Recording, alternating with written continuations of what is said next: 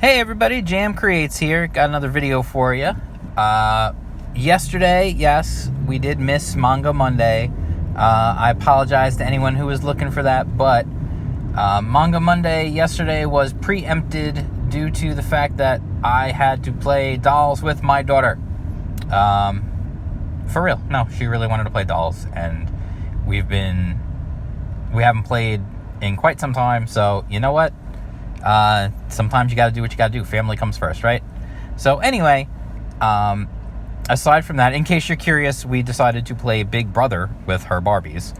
That was interesting. We had the whole thing, the head of household, the veto, the eviction, everything. So anyway, yeah, so there's still some Barbies left. If you're curious, Elsa was the first one evicted from the house. So anyway, this brings me to the point of what I want to talk about. The other thing I did yesterday was the family and I went to go see Toy Story 4. I am not thrilled with Disney and a lot of the things that they've been doing lately, and especially including the whole issue of the little boy, I think his name is Ollie, was that his name? Who is... Parents asked for permission to put a Spider-Man on this poor terminally ill kid's tombstone, and they said nuh-uh, which is absolutely absurd. I'm not going to get into that. There's other places you can look that up and whatnot. And there's other decisions that Disney's made lately I am not thrilled with, especially their handling of Star Wars. But anyway, that's neither here nor there. This is ostensibly a video about Toy Story 4. So, going into Toy Story 4, first and foremost was the question of, do we really even need a Toy Story 4? Do we want a Toy Story 4? Toy Story 3 wrapped things up in a really nice way. The toys said goodbye to Andy. You know, the audience who I feel like had grown up alongside Andy, was also, if you follow the, really like the time frame, it really kind of makes sense. Like the kids who were Andy's age when the first movie came out would have been like heading off to college when the third movie came out. So it really did it was a nice poetic way to end the series. And, there's the whole thing of they said goodbye to Andy and then they continued to fulfill a toy's purpose. They were sitting around being unplayed with for ages, while Andy was a teenager and growing up and all that, and then suddenly they got a new kid and they had a chance to get played with again. And that was really, the entire point of that movie really, like, and a lot of these movies has been that the purpose of a toy is to belong to a child and to bring joy to a child's life. It's the whole argument that Woody and Buzz have in the first one, when Buzz doesn't realize he's a toy, and then when he realizes he's a toy, he thinks he's useless and terrible and whatever, and then Woody explains to him, no, being a toy is like the greatest thing because you get to bring joy to a child's life. And in the second one, same thing, like the prospector wanted them all to go, tried to convince Woody so they could the Roundup gang could all go to the museum and never be played with again. And Woody was like explained, and talked to Jessie, even though she had been hurt before by being left by a child, explaining how, no, this is our purpose. This is what we do in life. And then the third one, of course, like I said, they hadn't been played with. They try the whole beginning of that movie is them just attempting to get Andy's attention. That's the whole beginning of that movie, when they do the whole thing where they steal the cell phone and all that. It's just to get Andy's attention, and then he doesn't play with them anyway. It's heartbreaking, but you understand, like, he's going to college. He's not going to be playing with dolls and action figures and stuff. But then eventually at the end, and Lotso, his whole thing was he had been replaced and didn't understand that he is a toy, and, toys do get replaced, and then, you have to be able to move on to someone else. And it's a lot of relationship issues that these movies tend to kind of explore. And what I did, so like at the end of 3, they go with Bonnie, they've got a new kid, the gang is still together, they're happy, they didn't get thrown away, they didn't get destroyed in the incinerator or anything like that, even though it looked like they were going to. And everybody in the audience was crying for the last 25 minutes of that movie. But the toys survive. They get a new kid. They're refilling their purpose in life, and it's great. Everything is really wrapped up nicely. Then we come to Toy Story 4, and ironically, first I'll give you just the real capsule with Toy Story 4. I mean, I guess, I don't know, spoilers for Toy Story 4. I don't know how much I'm going to spoil. I try not to spoil, you know that. If you follow the channel, you know I'm not really big on spoilers. But I may spoil some things, some early on stuff and whatever. One thing I will say, just to get it out of the way real quick, I went with my wife and my daughter, and for the most part, I thought the movie was fine. I enjoyed it. It did have some genuinely funny moments, which was good, because, ostensibly those movies are meant to be comedies. My daughter, on the other hand, did not like it at all. My daughter is 13 now, and she has grown up with the Toy Story movies. She has seen Toy Story 1 and 2 about, I don't know, give or take 567 million times. She had toys. She still has them, her toys. Jessie is her favorite. That is her favorite character from all of the Toy Story movies. So Toy Story 2 is her favorite of the films, which I tend to agree with, actually. I think Toy Story 2, the first time I saw the first one, my friends and I were hysterical laughing.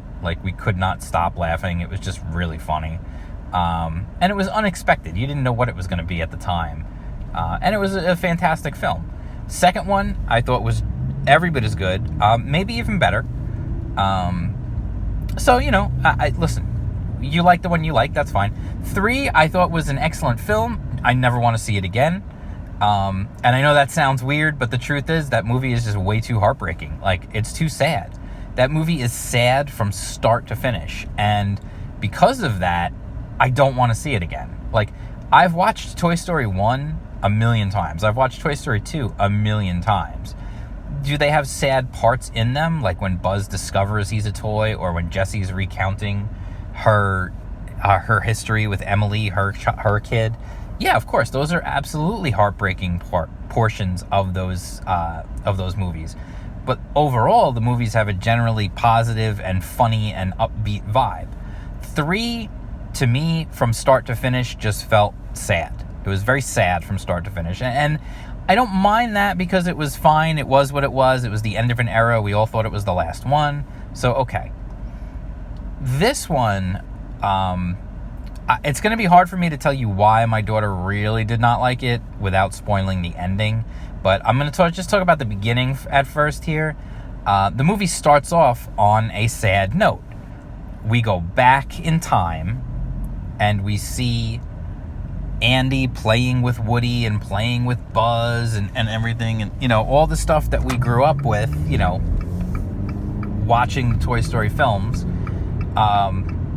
seeing Andy playing with all the toys. That's where we start off with, and the reason for that is because they want to show you what happened to Bo Peep. If you remember, in the third movie, Bo Peep was already gone. She was not in the third movie, and so they even mention it in the third movie, the ones we lost and whatever. And so, there's this sad moment in the third one where you wonder, oh, Bo is gone. I wonder what happened to her. For me, she's ceramic, so I always, she's a lamp. I always kind of thought she broke. And I thought, she was just gone, and that was it. But you don't know, so whatever. So they decided in this one to flash back to show you what actually did happen to Bo Peep. And, it's funny because the way that we've become, the premise of these movies, of the toys being alive when no one's around and them having such personalities that we get to know them and love them, is that, ironically, the movies, they make you actually hate the humans, which is kind of funny. In the first movie, you just didn't like Sid because he was just a mean little SOB who liked to blow up toys and all that. And he was just a jerk. And in the second one, not so much. It's not really a big deal. And in the third one, even, it's not really that, much of a thing. Andy giving away the toys was fine. He still treated them with respect. He still cared for them. He was giving them on to someone who was still going to play with them and make good use of them. Which made, that was still a good thing. In this movie, as soon as things start off, like, you see Molly get rid of the Bo Peep lamp like it's nothing. She's just like, nah, I don't want it. And then, like, and again, whatever, she's a kid, so it's fine. But then later on in the film, like, not even that much later, we come into Bonnie's room and we see that Woody, who, of course, was always the leader in Andy's room, he was in charge, he was the head guy, Bonnie's not even playing with him anymore. She's playing with all the other toys, but not playing with Woody. She's just leaving him in the closet, and he's actually gathering dust. And she takes his sheriff badge off and puts it on Jessie, because I guess she likes Jessie better. And whatever, I mean, I get it, but it honestly, because you care for Woody and you care for the toys, it makes you, like, annoyed with Bonnie. Like, you just, like, I don't like this kid. She's like a little jerk. I don't like her. Because she's being mean to Woody. Now, again, she doesn't know Woody has feelings. She doesn't know Woody is sentient. So it's a weird situation, and it's something that really only happens because of the premise of the film and because we've come to know the characters so much. The dad steps on Woody more than once, and so my daughter just wanted him dead. So that's a whole different thing. But it's really kind of funny because they actually do make you hate the people. Because of the way the people treat the toys. And again, it's only because we know something that those people don't know. But there's a tinge of sadness even starting this one that I don't think was really necessary. I get you wanted to show me what happened to Bo so that when we see her later, because obviously she comes back in this movie. I mean, I'm not giving anything away there. They show it in the trailer. But I don't think we needed that because it already started the movie off with this tinge of sadness. And unfortunately, the movie kind of carries that through because its main premise is that Woody is doing everything he can to bring Forky back to Bonnie. But why? Bonnie doesn't love him. She doesn't play with him. She doesn't use him anymore. He's just trying to make himself useful by keeping Forky, who constantly just wants to throw himself away because he thinks he's trash, which I think was a funny concept, because he's this weird Frankenstein's monster of a toy. So I thought that was an interesting thing, that, like, he doesn't realize he's a toy. He just wants to be garbage. He wants to be thrown away. That's his purpose in life. But the toys, like, at the end, I'm going to kind of jump ahead here and spoilers for the ending. Having Woody abandon his role as a toy and what a toy does was definitely a weird choice to make. I get the idea that Bo was all happy to be on her own. Bo Peep is happy to be on her own and happy to be living the wild life out free and all that, and she wanted Woody to join him, and he ends up doing it because I don't think it's even so much because it's the life he wants. I mean, I think it's just because what else has he got? He's just going to go back to the house and sit in the closet. Like, it's almost like, yeah, well, you might as well, because, you're useless now anyway. It was a very weird message, and I'm not really sure what the message was meant to be, but I think a little more thought could have gone into that whole thing in the way it was portrayed. So if you go see the movie, it's a weird thing, because honestly, the movie is enjoyable. It's got a lot of funny stuff. Keanu Reeves as Duke Kaboom is great. He's funny. Key and Peele as the Ducky and Bunny are really funny. Especially the whole bit with them in the, I'm not going to spoil it, but their whole bit with them and how they're going to get the key for the cabinet from the old lady is freaking hysterical. There's some genuinely creepy moments in this movie with these not marionettes, ventriloquist dummies, which are just inherently creepy on their own. But there's some real creepy stuff in there that I think little kids would definitely be scared by. I may have seen the greatest bumper sticker I've ever seen just now. It says, "In a perfect world, we'd all be Yankees." Yes, I'm a Yankee fan. If you don't like it, too bad. But don't stop subscribing to the channel, please. So anyway, it's just like there's some creepy stuff, and then with Gabby, like she's like presented as kind of the villain at one point, but then she's really not, and then she's misunderstood, and then she has a heartbreaking moment as well, and there's just a lot of, like, it kind of goes in a bunch of different directions. It's a fun movie, but honestly, it can be funny. It's funny, it's not fun. That's what I'll say. It's a funny movie, but it's not a fun movie. I think perhaps Pixar and the people behind the film are maybe a little too in love with the idea that they can make the audience cry when making a movie about talking, and living toys. I get it. That's kind of a power trip as a writer, to have the audience in your hands emotionally. However, you have to treat that responsibly, and I think they're a little too in love with making people sad instead of just what I would have wanted from this film if it was me. And again, I didn't hate the movie. I thought it was good. It was fine. I'll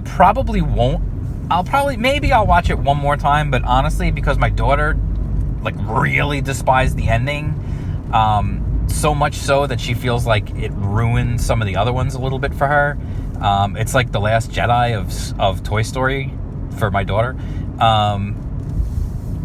But I don't think it's that bad. I do think like they maybe miscalculated. Like, everybody expects to go to a Pixar movie and have their heartstrings tugged on. Yes, especially a Toy Story movie. But what makes Toy Story so popular in the first place, what made the first two such blockbusters, it made this whole franchise, is that they're fun. They're lighthearted and fun, and they're genuinely emotional when they need to be, but they're not unnecessarily emotional. They're not melodrama that's trying to make you cry at all times. And it kind of feels like they're a little in love with that idea in this film. There are other emotions that you can elicit from an audience besides sadness. You can make an audience happy. And believe it or not, if you make an audience really happy, they'll cry also if you make them happy in a certain way. And I think basically what I was looking for from this was just a good, fun adventure. Like, we didn't need to close out because Bonnie's still very little. So we didn't need to close out. And you're making a fourth one. If you wanted to close out the story, 3 already did that. So, it's really not necessary.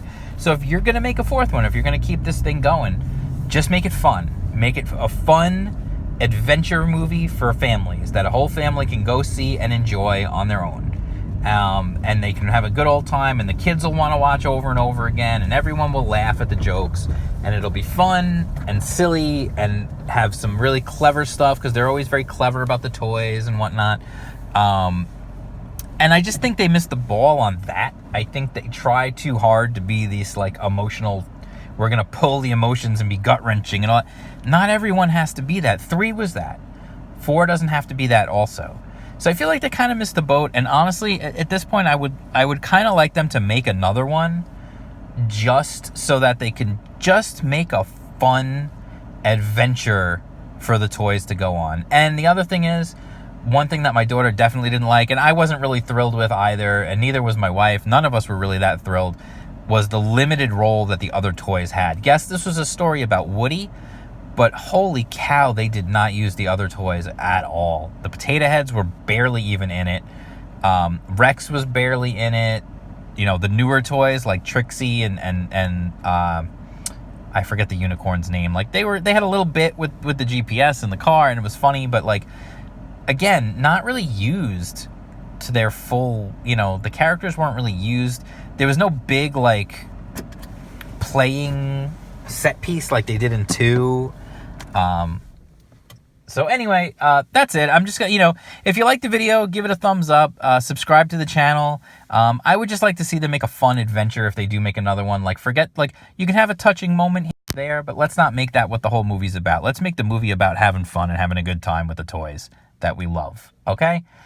So anyway, I'm where I'm going, so I'm going to cut this video off now. If you like the video, give it a thumbs up. Please subscribe to the channel if you're not already subscribed. I will talk to you guys later. You can follow me on Twitter. I'm at jam_creates. I'm also on Instagram at jam_creates. And I'll talk to you guys soon. Peace out.